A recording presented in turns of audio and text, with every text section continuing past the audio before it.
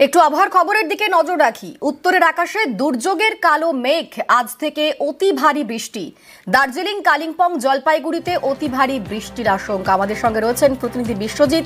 বিশ্বজিৎ, আজকের জন্য কি আপডেট দিচ্ছে আলিপুর আবহাওয়া দফতর? জলপাইগুড়িতে প্রবল বৃষ্টির আশঙ্কা রয়েছে। জলপাইগুড়িতে দু এক জায়গায় বৃষ্টির পরিমাণ 200 মিলিমিটার ছাড়িয়ে যেতে পারে, অর্থাৎ চরম বৃষ্টির বা প্রবল বৃষ্টির আশঙ্কা করা হচ্ছে। এছাড়াও পার্বত্য এলাকা দার্জিলিং, কালিম্পং, আলিপুরদুয়ার এবং কোচবিহার এই জেলাগুলিতেও যেমন ভারী থেকে অতি ভারী বৃষ্টি থাকবে, তেমনি উত্তর দিনাজপুরেও ভারী বৃষ্টির সতর্কতা থাকছে।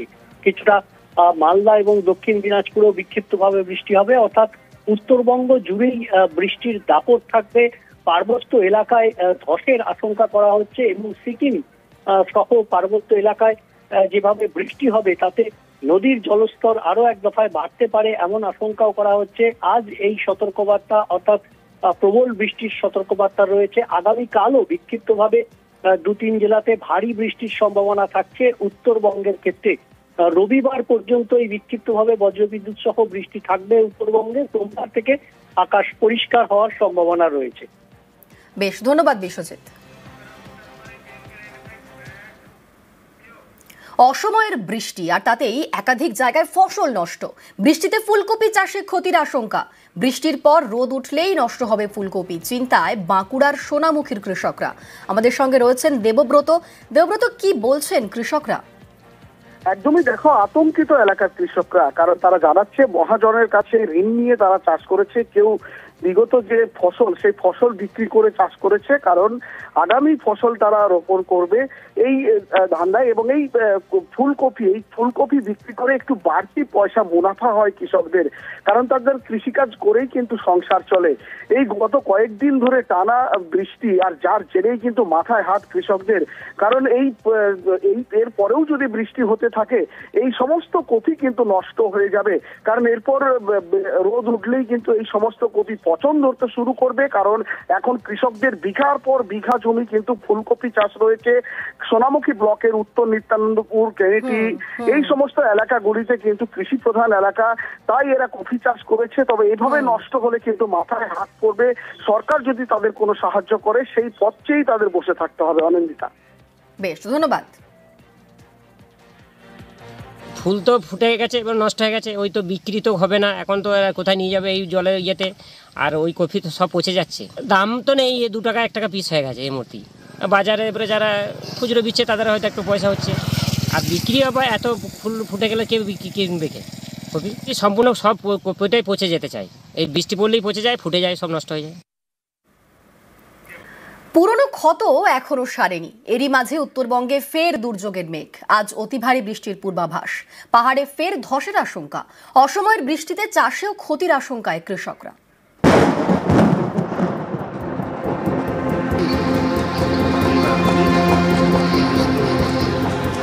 চৌঠা অক্টোবর, উত্তরবঙ্গে দুর্যোগ, তছনছ একের পর এক এলাকা।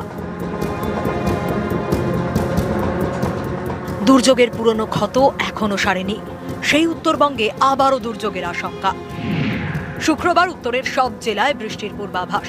ভারী থেকে অতি ভারী বৃষ্টি হতে পারে দার্জিলিং, কালিম্পং, কোচবিহার, আলিপুরদুয়ার এবং জলপাইগুড়িতে।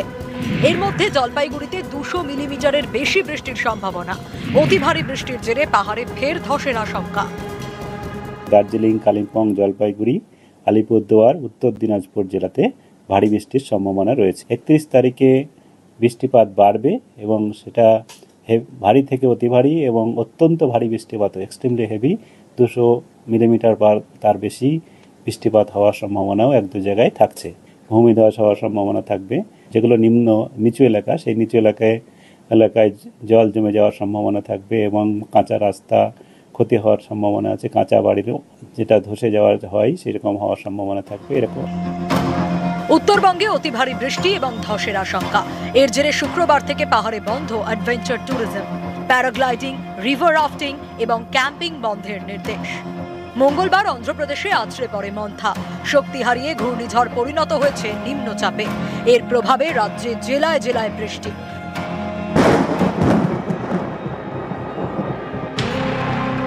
জলপাইগুড়ি সদর, রাজগঞ্জ, ময়নাগুড়ি এখানকার বিস্তীর্ণ এলাকা তিস্তার চরে। বিঘার পর বিঘা জমিতে নতুন আলু চাষ হয়। অক্টোবরের শুরুতে বীজ পোতেন কৃষকরা, কিন্তু এবছর তা করা যায়নি, কারণ সেই সময় উত্তরে দুর্যোগ। নদীর জল জমে যায় চাষের জমিতে। এর জেরে সময় মতো চাষের কাজ শুরুই করা যায়নি। মাসের শেষেও দুর্যোগের মেঘ। বৃষ্টির আশঙ্কা রয়েছে এবং তার ফলে তিস্তা নদীর জলরাশি বিপুল পরিমাণে বাড়ার সম্ভাবনা রয়েছে। তাই আপনারা অতি শীঘ্র চর এলাকা ছেড়ে ফ্লাড সেন্টারে চলে আসুন। জলপাইগুড়িতে অতি ভারী বৃষ্টির আশঙ্কা। এর জেরে ফের পিছিয়ে গেল নতুন আলুর চাষ। ওয়েদার খারাপের জন্য আমরা এখন সাহস পাচ্ছি না যে জমিটা লাগাবো। এখন লাগাতে গেলে মনে করে যে যদি কোনো সময় যদি জল টল বেশি হয়ে যায় ঘূর্ণিঝড়ে টরে, তাহলে আমাদের আলুটা পচে যাবে, আমি ওটা কিছু করতে পারবো না। এর জন্যই আমরা খুব চিন্তার মধ্যে আছি।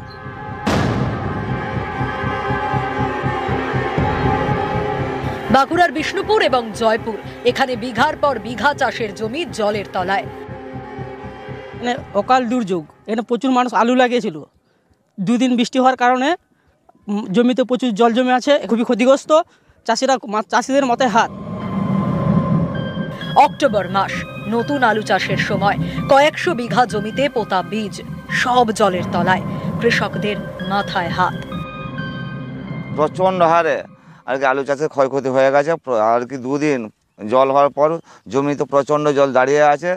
জল এখনও পর্যন্ত জমিতে জল আছে, কিন্তু আলু যে লাগিয়েছিল একটা আলু আশা করি টিকবে না, আবার পুনরায় দ্বিতীয়বার আবার চাষ করতে হবে।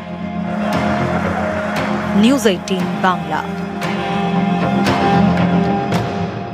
সর্দার বল্লভভাই প্যাটেলের জন্মজয়ন্তী, দেশ জুড়ে run for unity. Sardar Vallabhbhai প্যাটেলের জন্মজয়ন্তী পালন বঙ্গ বিজেপির। মুরলীধর সেন লেনের দফতর থেকে রান ফর ইউনিটি। আমাদের সঙ্গে রয়েছেন প্রতিনিধি সুস্মিতা, আরো বিস্তারিত বলবে সুস্মিতা। জন্মদিবস এবং সেই জন্মদিবস উপলক্ষে বঙ্গ বিজেপির তরফ থেকে গোটা দেশে যেমন পালিত হচ্ছে, ঠিক তেমনই বঙ্গ বিজেপির তরফ থেকে রান ফর ইউনিটি।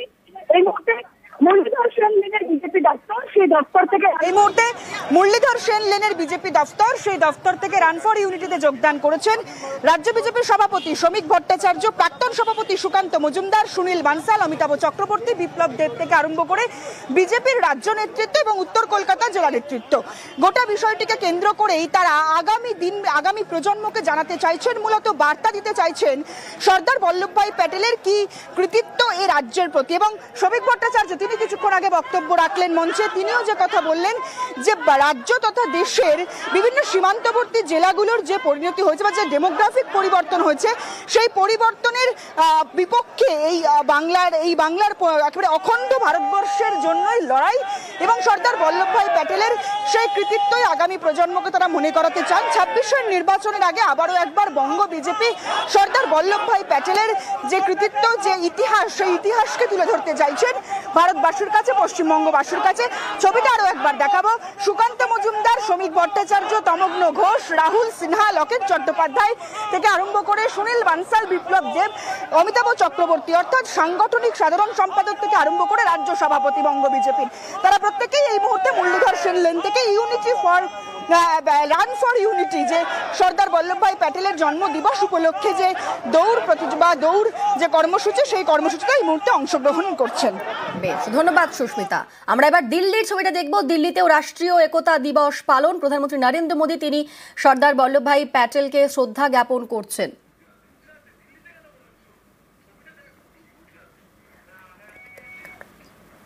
আমরা এই মুহূর্তে গুজরাতের ছবি দেখাচ্ছি। নরেন্দ্র মোদী তিনি সর্দার বল্লভভাই প্যাটেলকে শ্রদ্ধা জ্ঞাপন করছেন। সর্দার বল্লভভাই প্যাটেলের জন্মজয়ন্তী, দেশ জুড়ে রান ফর ইউনিটি।